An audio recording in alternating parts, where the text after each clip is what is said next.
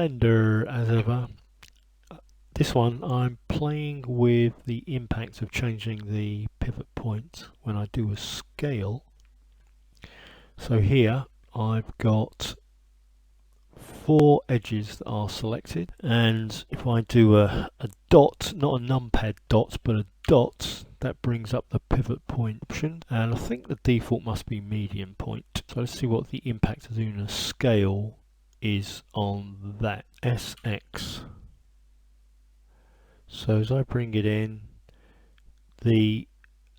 so you can see that what kind of counts here is where's that dotted line pointing towards, it would appear.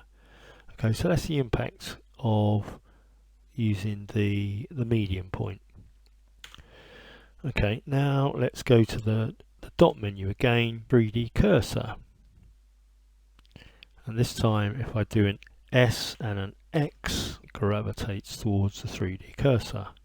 Oh, good. I'm not proving anything, I'm just demonstrating stuff here. Individual origins, what does that look like? So again, S and X, and let's start away from there a bit. So S and an X, that's interesting. I'm interested that if I'm way away from it, then that has a kind of negligible impact. Escape that, and let's put the cursor a bit closer as I do it. S and X.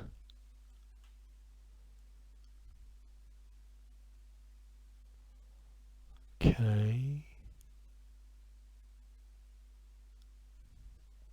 Again, I'll take the cursor some distance away again. S and X.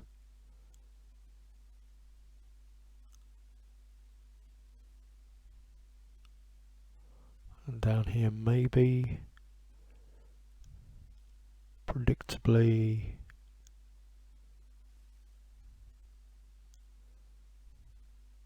it's interesting, seems I've got lost there.